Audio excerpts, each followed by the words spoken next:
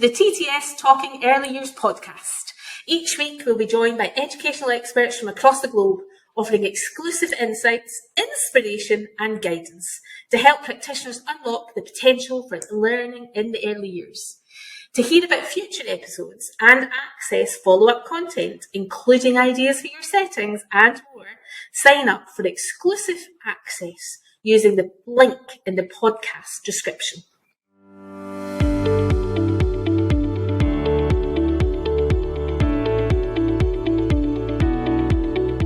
Well, hello. My name's Alice Sharp, your host for this week's TTS Talking Early Years podcast. Who am I? I would now describe myself, I think, as a trainer, an advisor, author, imagineer, disruptor, and a thinker. I started life as a civil servant, in fact, in the nuclear industry. My tiny little village where I lived had 2 missile bases at each end of the loch. However, I knew that was not for me very quickly and became a primary teacher. Then moved into early years reception, nursery, and I can't imagine anything else I'd rather be doing than working in early years. So we're here today. It's a fabulous little series. We are exploring the only way to learn, the best way to learn, play-based learning.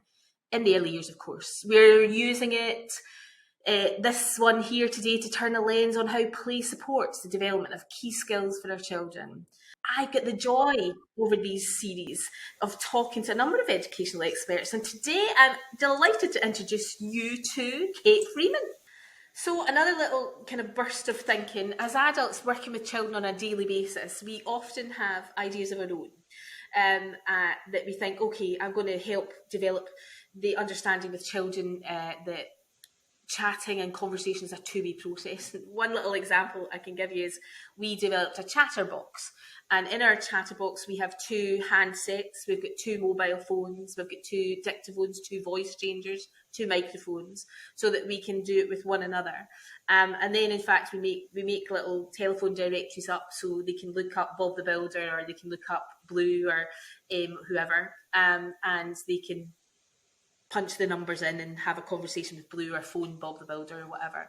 And we were doing it in Northern Ireland. We had a little project in Northern Ireland, and one of the girls from Northern Ireland, one of the nurseries, phoned me and said that just before Christmas they had created a new book, and she walked past the chatterbox and one little boy had the handset and he was asking baby Jesus, did he want to come to the party? Because they put all of the people out of the nativity in one of the telephone directories. Yeah. And so encouraging children to chat, practical ways to extend that vocabulary. Why is it important for the early stages of child development that we do all of these things?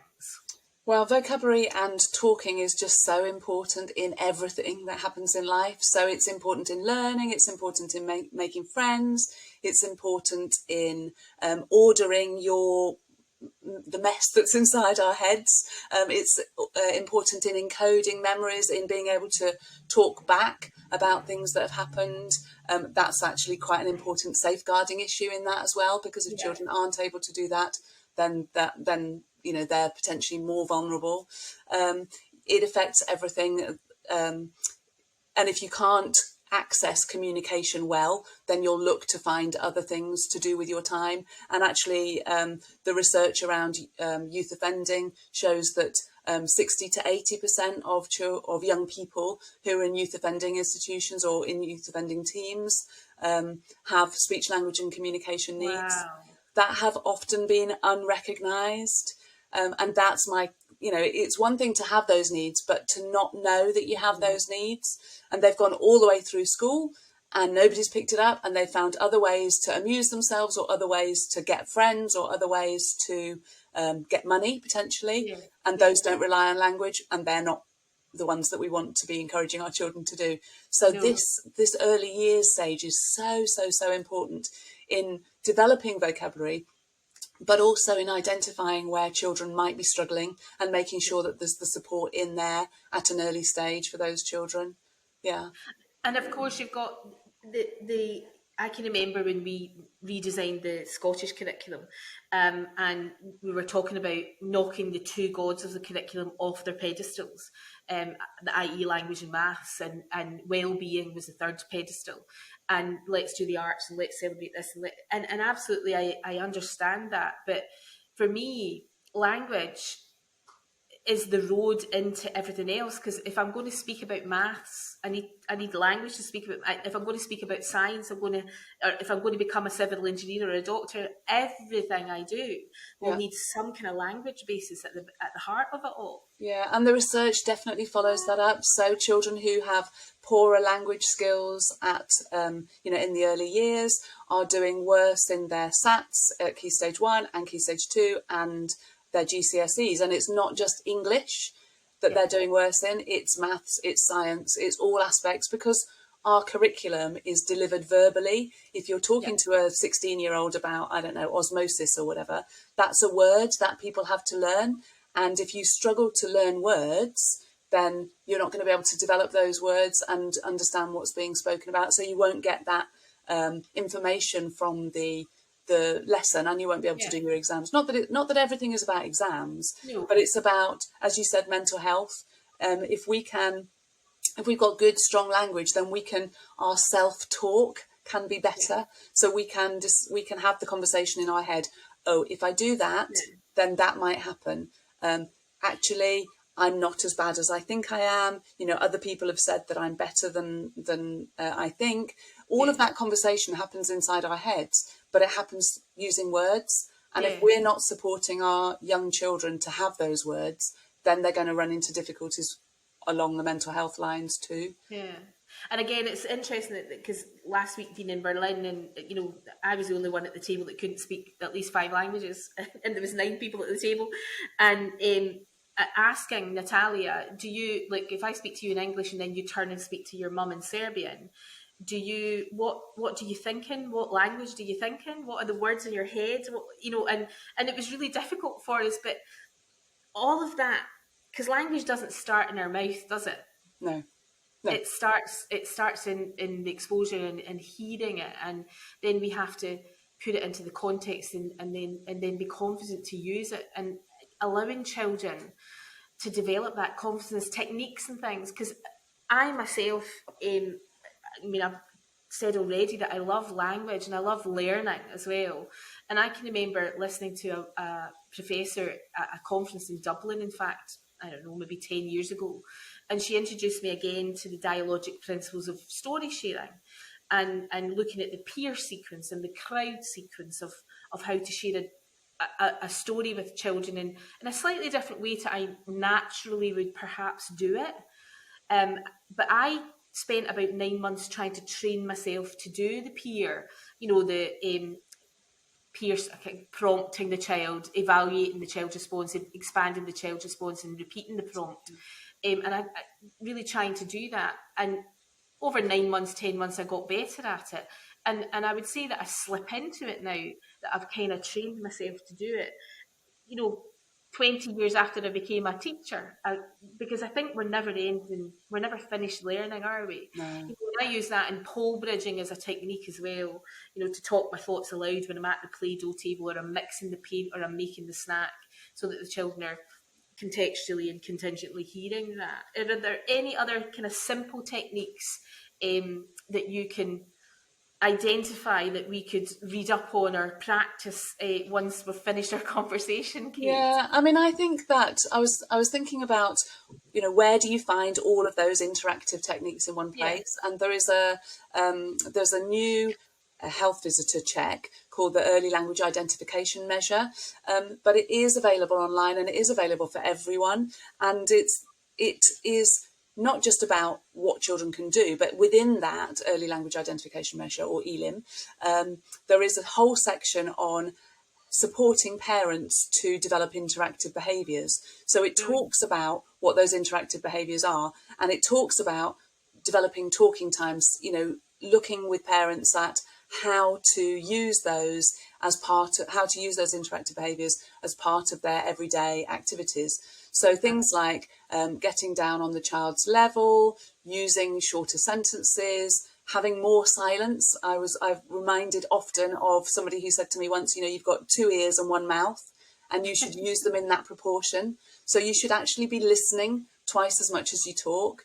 That's But good. often as early years practitioners, we feel like we have to fill the silences. So we Yeah. talk more and listen less. So there's that, using silence appropriately, using the child's name to gain their attention at the beginning of the sentence rather than at the end of the sentence. Similar as, I call it my Alexa rule, using it in that way. Finding things that the child is interested in and building vocabulary on that, and making sure that vocabulary not just includes objects, but also actions and descriptions as well. Because we think that children do learn objects as their first set of words, mummy, daddy, car, dog, whatever. But actually, they also need to know. They also need to know running and sleeping and kissing and drinking, because every word in the every sentence, in the English language has a verb in it. Yeah. So if you don't learn those action words, you can never move on to building sentences. And the descriptions are ways of embellishing the language as well, giving more information. It was a big dog, or it was a tiny dog, or it was a red sock, or a purple sock, or whatever. We need to have those words as well. So building them into the activities that you're doing with the child, so that they can see how the words that you're using link with the things that is going on in front of them is really important. And I guess that the kind of brain working on the nouns and then the verbs and then the adjectives and putting them together and building up those sentences would make you think of the resources we use for our play-based learning. So if I've got 5 little ducks went swimming one day, it would make sense to have 5 different ducks, because I can then say more about them being different. So I've got a big duck and a yellow duck and an orange duck, and I've got a spotted duck and a striped, so we can add things then. So, I can remember way back in the day when I first graduated, and I made 5 masks of the ducks, but they were all identical. So yes, we could sing the song, but there was very little we could do after that. Whereas if I had 5 plastic ducks that were very different to one another, that gives much more potential for developing the communication, the speech, and the And language. potentially your ducks could do something else than go swimming. Potentially they could go jumping or flying or rolling or anything, sleeping, drinking, eating, whatever they could do. So you can introduce different, and the children love it because it's different, and they know that that's not really what the ducks tend to do normally in this song. So they're more likely to be listening in and more likely to be involved in it because it's a bit different.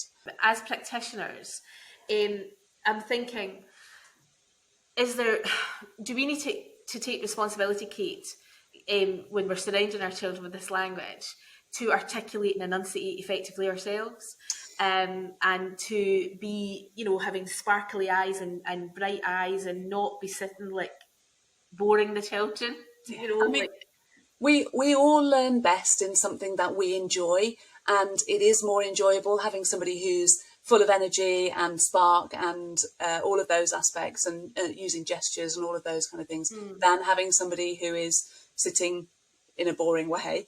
Having said that, that's quite a big ask for people to do that the whole time. So I think it's about making sure that you're really engaged with the child, because you'll see what the child is interested in, and we don't have to be bright and bouncy the whole time. If the child's going to go to sleep or having a bit of calm time, then it's inappropriate for us to be bright and bouncy. It's reflecting what the child is doing, but also remembering that if the child is completely flat the whole time, then maybe we need to bring in some more excitement and entertainment. And I was interested in what you were saying about enunciating properly. We don't necessarily have to make sure, so I just said don't there, and I didn't say don't. We don't necessarily have to make sure that all of our words are finished in the perfect way, but we do need to understand that when children are learning words, the way that we talk, basically every word runs into another. We don't have gaps in our words like we do when we're writing things down. And so that can mean that children need to work out where does one word finish and another word start? And I'm reminded of my son, my youngest son, who's now 22, so he'll be embarrassed me saying it, but towards Christmas, he was sitting down on a little stool and he was putting all his Christmas toys in front of him. And I said, what are you doing? And he said, I'm making a sleigh tonight. And because he'd heard, won't you guide my sleigh tonight? So he thought the word was sleigh tonight, which is absolutely fine. Yeah. He was only young at the time. So then we talked about, oh, that's a lovely sleigh. I wonder who else is going on your sleigh.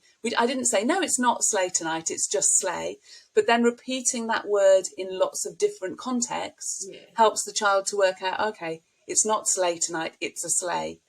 And so we can support them by repetition and using those words in different environments as well. And how about, I'm thinking when I was a reception teacher and the children come to the reading scheme, the reading book, and they call every horse in the book a horsey, or every duck a ducky, or the choo-choo instead of a train. Should we dissuade that from happening? Is that fine because eventually they'll learn it's part of the same kind of group of words? Where do you come on that? Well, that's an interesting one. And for me and for most speech and language therapists, a word is a set of sounds that means something. So again, this same child, my youngest child, when he was very little, so less than a year old, or maybe a year old, he used to call a drink. He used to make a sound at the back of his throat that meant drink. And I knew exactly what he meant. I knew that meant drink. And for me, that was a word because it was something that was consistent and it was carrying meaning. And I understood it. Now, he's 22 now. He doesn't go into the pub and ask for he goes in and asks for a drink. He has learnt that that's a sound that we use, and I understood it then. But when I respond to him, I say, oh, yes, would you like a drink? And then he learns, oh, the adult way of saying that is drink. Okay. And it's the same with children who struggle with their speech sounds. We don't say, no, you don't say it like that. We say, yeah, that's right. It's so if somebody said, oh, it's a lovely tat, if they're talking about a cat, we wouldn't say, no, it's not a tat, it's a cat. We would say, yes, it's a cat. Oh, nice cat. How are you doing, cat, or whatever, and give them reinforcement. And it's the same with horsey and doggy, and I think they have a function to use, at a particular point. And then we just need to reinforce with the adult version, and they will pick up the adult version when they're ready.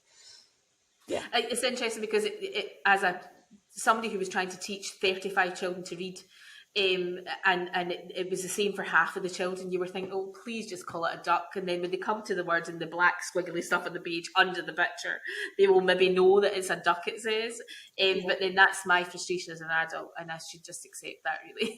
Well, I think it's useful to say, yeah, you call it ducky, I call it duck. This word says duck. Yeah. If it was ducky, it would have a different letter on the end of it. This is the word duck. Yeah. So. And it just takes time, doesn't it? Yeah. And so, okay, Kate, my mind is awash with more questions and more questions and more questions, but we're running out of time desperately here. So if there was 3 things that, as a speech and language therapist, you would wish of us, the teacher, the leader of learning, to do every day with the children, what would those 3 things be? Okay, so I'm going to take this slightly differently. I think it's really important to know about what to expect at different ages so that you can recognise whether children are at the level they should be at. And there's loads of resources out there, downloadable posters from Speech and Language UK, that was called ICANN. There's posters on there that you can just download. So know what to expect of children. Again, it's not really the activities that you do, it's the way that you interact with children. So use silence, use short sentences, which is 1 word longer than the child uses. So if they're using 4-word sentences, you should be using 5 with them. If they're only using 1-word sentences, use 2-word sentences back, because that helps them with their understanding. You're not giving them so much information that they can't understand what it is that you're saying, but it also models where they're going next. Okay. So if they're saying car, you say, oh, car gone, or whatever. So they have then something to aim for. Whereas if you said, oh yes, that's a beautiful car, gosh, I like cars, and in fact my neighbour's just bought himself a lovely limousine, and it's got silver hubcaps, whatever, the child is just going to be way that I don't know what you're talking about, and actually I was just talking about this car in front of me. So using short sentences directly related to what the child's interested in at the time, getting their attention, and building on their language from that is the most important thing.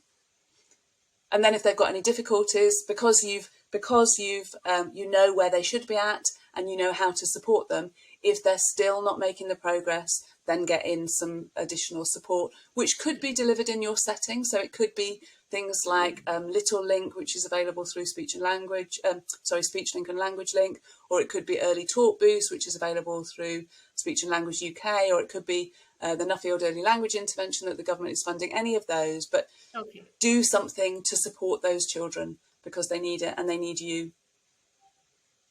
Wow.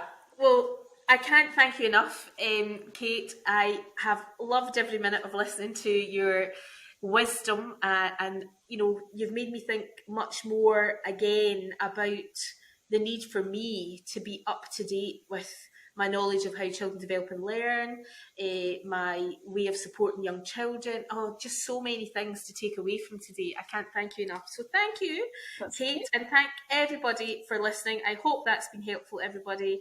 And yeah, I can't wait to listen to it again. Brilliant. And do look up the resources and, more information in my book and all of those kind of things. Plenty of activities that can support your support of children's speech, language and communication. Thank you. So all that remains for me to do, Kate, is to say thank you so much for joining us on our TTS podcast. It has been a joy.